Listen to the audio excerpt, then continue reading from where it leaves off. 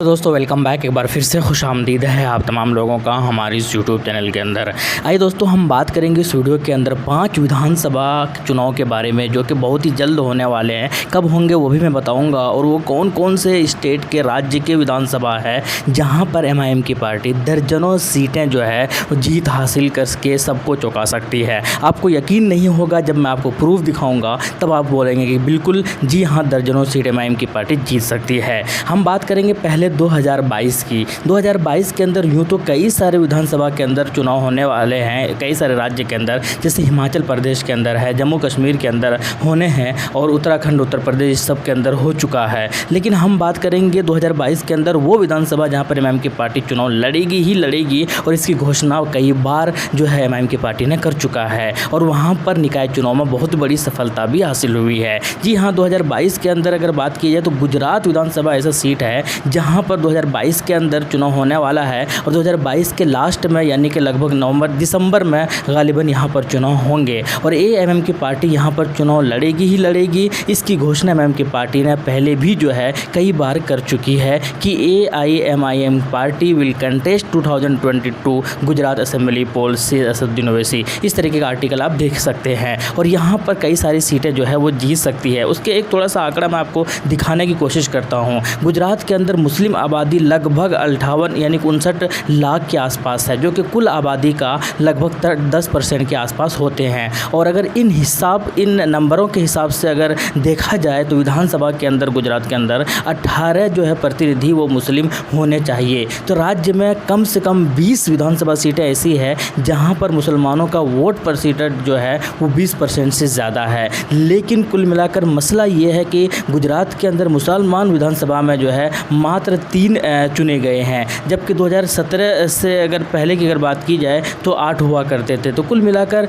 ये है कि गुजरात के अंदर एमआईएम पार्टी किसको रिप्लेस करेंगे, ये एक बहुत बड़ा सवाल है। और इसका जवाब ये है कि गुजरात के अंदर निकाय चुनाव में जिस तरीके से कांग्रेस को रिप्लेस करके जीत हासिल की थी, और कई सारे जगहों पर जो है मेयर भी, यानी एक जगह पर तो मेयर भी बनाए थे इन्होंने बहुत अक्लमंदी के साथ। तो कुल मिलाकर कांग्रेस को रिप्लेस किया था, और वही चीज़ जो है विधानसभा चुनाव में भी कांग्रेस को रिप्लेसमेंट करके गुजरात के अंदर बड़ी जीत हासिल करने वाली है। इसके अलावा हम बात करते हैं कर्नाटका की। 2023 के अंदर चुनाव होगा यहाँ पर दोस्तों कर्नाटका के अंदर, और 2023 के अंदर वैसे तो कई सारे जगहों पर चुनाव होने हैं। नागालैंड के अंदर होना है, छत्तीसगढ़ के अंदर होना है, मिजोरम के अंदर होना है, तेलंगाना के अंदर होना है, राजस्थान के अंदर होना है। लेकिन कुल मिलाकर जहाँ पर एमआईएम की पार्टी चुनाव लड़ेगी उसके बारे में अगर हम बात करें तो सबसे पहले हम बात करते हैं तेलंगाना की। तेलंगाना के अंदर यूँ तो अभी जो है 7 एमएलए जो है मौजूदा समय में एमआईएम पार्टी की तेलंगाना के अंदर। लेकिन एमआईएम ने ये घोषणा अभी से ही कर दिया है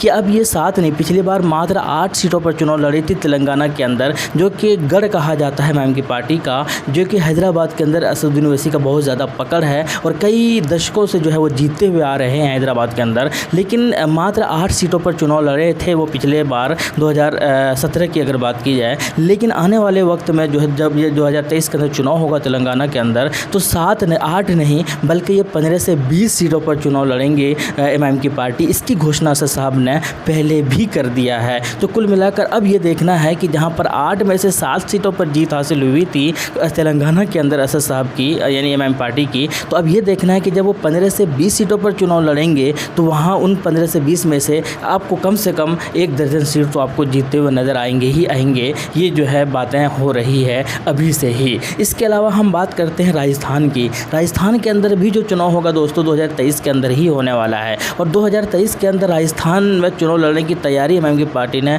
पूरी तरीके से कर लिया है। यही वजह है कि इसकी घोषणा कई बार जो है एमआईएम की पार्टी ने खुद किया है, वहाँ पर जाकर लॉन्च भी किया है। यूनिट का जो लॉन्च है वो वहाँ पर कर चुका है, और वहाँ पर जाकर इसकी बात की घोषणा भी की है कि 2023 के अंदर असेंबली चुनाव जो है वो एमआईएम की पार्टी लड़ेगी ही लड़ेगी राजस्थान के अंदर। और कई सारे वहाँ पर भी खतरा किसके ऊपर होगा, तो कांग्रेस के ऊपर भी होगा, क्योंकि कांग्रेस को ही रिप्लेसमेंट करके स्टेबलाइज करना चाहेंगे अपनी पार्टी को एमआईएम की पार्टी राजस्थान के अंदर। और यही वजह है कि राजस्थान के अंदर एमआईएम की चर्चा काफ़ी ज़्यादा ज़ोरों शोरों पर चल रही है। इसके अलावा अगर हम बात करते हैं दोस्तों राजस्थान के अलावा अगर हम बात करते हैं जो कि 2023 के अंदर चुनाव होगा वो है कर्नाटका के अंदर एमआईएम की पार्टी चुनाव लड़ेगी ही लड़ेगी। इसकी भी घोषणा असद साहब ने कर दिया है। हालांकि वहाँ चुनाव भी लड़ा था एमआईएम की पार्टी ने, उसमें उसमें जीत नहीं मिली थी और कई जगहों पर निकाय चुनाव में अच्छी खासी सीटों पर जीत हासिल हुई है। लेकिन पिछले बार जो है एमआईएम की पार्टी ने जेडीएस को सपोर्ट किया था और वो खुद चुनाव नहीं लड़े थे।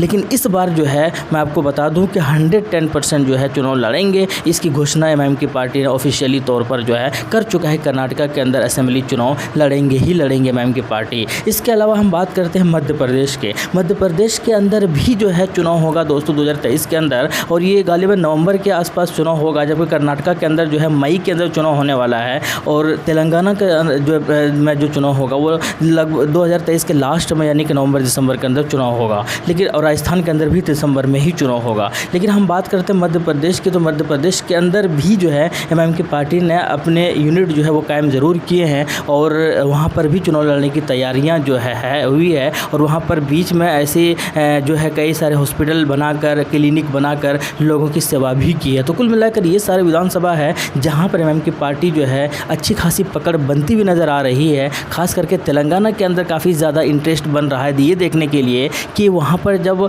क्योंकि इससे पहले कभी इतनी सीटों पर चुनाव लड़ी नहीं एमआईएम की पार्टी, और उनके ऊपर ये सवालिया निशान हमेशा खड़ा रहा कि क्यों नहीं तेलंगाना के अंदर एमआईएम की पार्टी 10, 12, 15 सीटों पर चुनाव लड़ती है, हमेशा 7, 8, 9 पर ही क्यों चुनाव लड़ती है। लेकिन इस बार इन्होंने घोषणा किया है कि 15 से 20 सीटों पर चुनाव लड़ेंगे। अब ये देखना होगा कितनी सीटों पर जीत हासिल करते हैं। मुझे लगता है इन पाँचों को मिला दिया जाए तो कई सारे सीटों पर, बल्कि मैं आपको बता दूं कि 15-20 सीट जो है एमआईएम की पार्टी जीत हासिल कर सकती है। आपका क्या कहना है कमेंट सेक्शन में ज़रूर बताइएगा। शुक्रिया, जय हिंद, लव यू।